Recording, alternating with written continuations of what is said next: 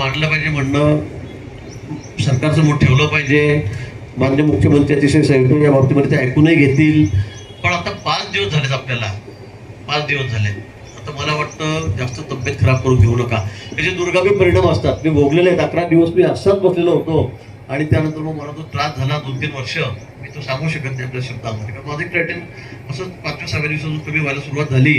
आणि नंतर मला अनेक डॉक्टरांनी सांगितलं की हे कायमचं काहीतरी होईल. मग बायको ओरडायला लागली, पोरं करायला लागले, लहान होते त्यावेळेला ते. तर मग सगळेच कार्यकर्ते म्हणे नको असं नको, कारण सरकार आपल्याकडे 11 दिवस झाले ते पाहतच नाही. मग शेवटी मुंडेसाहेब आले, देवेंद्रजी होते, सुधीरभाऊ होते, ते सगळे त्या ठिकाणी आले, कुंटू साहेब तेव्हा ते आले आणि मग माझं उपोषण त्यांनी सोडलं. पण सरकारने सारा अर्ज सुद्धा आमचा घेतला नाही. असं पत्र घ्या ते सुद्धा हात लावत नव्हते आम्हाला. म्हणजे इतकं निर्धावलेलं सरकार त्यावेळेला होतं. पण आज तशी परिस्थिती नाहीये. मला 2 दिवस इलेक्शन नसतं तर मी 3ऱ्या दिवशी झालो असतो, त्याची आपल्याला कल्पना आहे. आणि म्हणून आज 5व्या दिवशी मी या ठिकाणी आलेलो आहे. मी मुख्यमंत्री मंडळाशी बोललेलो आहे, आपल्यामध्ये काय मार्ग काढतात. एवढ्या 25 सगळ्या आपल्या मागण्या या ठिकाणी आहेत. अजून 2-3 वर्ष आहेत, तर 30 मागण्या आपल्या ठिकाणी आहेत आणि रास्त आहेत. मी अजिबात त्या बाबतीमध्ये काही म्हणणार नाही की चुकीच्या आहेत, पण यावर चर्चा झाली पाहिजे. मला असं वाटतं याच्यावर चर्चा होऊन आपल्याला काय मार्ग काढता येतो, कारण हा सगळा अधिकार त्या समितीचा आहे.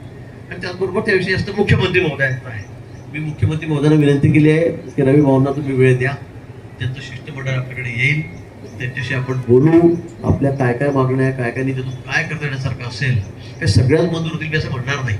आणि आपण आंदोलन करताना अशी अपेक्षा करतो की 25च्या 25 सगळ्या मागण्या मंजूर 100%.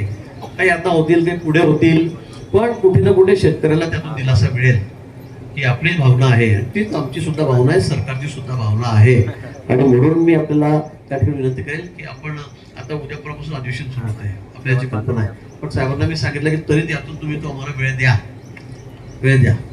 आणि म्हणून आपण त्या ठिकाणी मला सांगावं, आपण त्या ठिकाणी बोलू. मी अजून परत उद्या तर साहेब वगैरे आम्ही सगळे मुंबईला आहोत. चहा पाणी तुम्हाला माहिती, विरोधी पक्षाचं असतं, कॅबिनेट बैठक असते, त्यामध्ये मी वेळ त्या ठिकाणी फायनल करतो. तुम्हाला तात्काळ वेळ द्यायची, म्हणजे अधिवेशनामध्येच सर्व अधिवेशनामध्ये 1 तासभर काढून आपण त्या ठिकाणी लवकरच, म्हणजे या पहिल्या आठवड्यातच देतोय. म्हणजे असं नाही किंवा पुढच्या आठवड्यात बघू 3ऱ्या आठवड्यात असं नाही. हा एक 4 दिवस लागतात. सोमवारी पहिला दिवस राहील, मंगळवार बुधवार असं काहीतरी करून आपण 3 दिवसावर 4 दिवसामध्ये तुम्हाला मी तिथे वेळ देतो. तुम्हाला एकदम लगेच तात्काळ आधी वेळ देतो. आपलं जसं म्हणणं आहे त्याप्रमाणे तुम्हाला लवकर वेळ देतो. आपण एक 5-7 लोकांचं शिष्टमंडळ घेऊन आलात तरी चालेल. आपण सगळेजण त्या ठिकाणी आपले एक्सपर्ट असतील, ते त्या ठिकाणी आपलं म्हणणं मांडतील आणि सरकारसमोर तुम्ही आपल्या मागण्या मांडा. मी पुन्हा सांगेल की सरकार माननीय देवेंद्रजी आहेत, शिंदे साहेब आहेत, सुमित्राताई आहे, आपलं सरकार आहे आणि शेतकऱ्यांच्या बाबतीमध्ये अतिशय पॉझिटिव्ह आहे. आपण यातून निश्चित मार्ग काढूया, त्यातून चर्चा होईल. यातून जे जे करता येण्यासारखं असेल ते सरकार निश्चित त्या ठिकाणी करेल. आणि म्हणून मी पुन्हा या ठिकाणी आपल्याला विनंती करतो की आता 5 दिवस झालेले आहेत, आपल्याला पुढे अजून खूप काम करायचं आहे. आपण चळवळीतले कार्यकर्ते आहोत. एकदा जर कुठला पार्ट डॅमेज झाला तर मग आपल्याला खूप काही काम पुढे आयुष्यात करता येणार नाही, हा माझा अनुभव आहे. आणि म्हणून मला असं वाटतं की आपण आज या ठिकाणी आमच्या विनंतीला मागे उपोषण सोडावं. आपल्या मागण्यांच्या बाबतीमध्ये सरकार निश्चित योग्य सगळ्या गोष्टींचा विचार करेल, सगळ्या गोष्टींचा विचार या ठिकाणी करेल.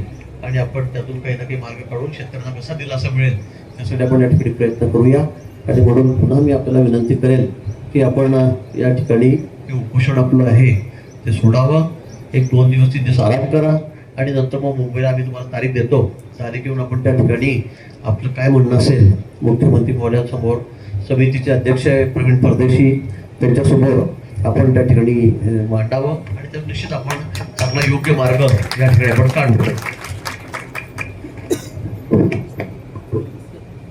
सन्माननीय गिरीश भाऊंनी त्यांनी मांडलेली आहे आणि त्यांनी विनंती मला केली, म्हणजे खासगीतही मला सांगत होते की शरीरावर दूरगामी परिणाम कसे होतात. गिरीश भाऊ, ऑलरेडी माझी किडनी डॅमेज व्हायला सुरुवात झालेली आहे.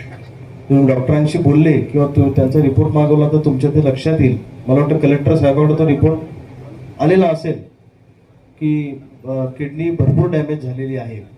हां, आणि शुगरही माझी आता 46-47 वर आलेली आहे. तर तो काही पार्ट नाही. आता लढायचं ठरवल्यावर आपण काही जीवाची पर्वा करत नाही. पण फक्त तुम्हाला एकच मी विनंती करेन की आता शेतकऱ्यांना मला विचारायचं आहे, म्हणजे माझी भावना अशी आहे काय करायचं शेतकरी मंडळी तुम्ही सांगा, तुमच्या काय मनात आहे? काय खालची मंडळी काय म्हणणं आहे? नाही, पण याच्यात आता असं आहे गिरीश भाऊ की मी जरी अन्नत्याग आंदोलन स्थगित केलं तरी आमची रस्त्यावरची आंदोलन लोकशाही मार्गाने चालू राहतील. त्याला काही तुम्ही अटकाव करू नका, शांततेच्या मार्गाने चालू राहतील. गावागावामध्ये प्रभात फेऱ्या चालू राहतील आणि आम्हाला त्या निमित्तानं आमचं एक प्रेशर सरकारवर शेतकऱ्यांच्या भावना तिथपर्यंत पोहोचल्या पाहिजे जोपर्यंत आपला निर्णय लागत नाही. असं करायचं का मंडळी? मला वाटतं मी 3-4 दिवसाचाच वेळ मागितलेला आहे. आता उद्यापासून परत रस्ता रोको करा, आंदोलन करा, परत रस्त्यावर एवढ्या उन्हामध्ये. माझी विनंती की आपण असं करू नका, कारण आता सरकार या बाबतीत बऱ्याच सकारात्मक आहे. मी साहेबांची बोलूनच या ठिकाणी आलेलो आहे आणि त्यामुळे मला 3-4 दिवसामध्ये आपली बैठक होईल आणि त्यानंतर मग काय निर्णय होईल काय नाही त्यानंतर आपण ठरवा कसं करायचं काय करायचं. मला असं वाटतं की 4 दिवस नाही, आता 3 दिवस म्हणजे शनिवार रविवार सोमवार होऊन जाईल, अजून आता 2 दिवस सुट्ट्या आहेत. त्यामुळे मला असं वाटतं पुढच्या आठवड्यामध्ये तुम्हाला मी तुम्हाला सांगितलेलं, मी बोललो आपल्याशी की लवकरात लवकर तुम्हाला आधी तुम्हाला वेळ देतो. 1 मिनिट ऐका जरा, कैलास भाऊ ऐका.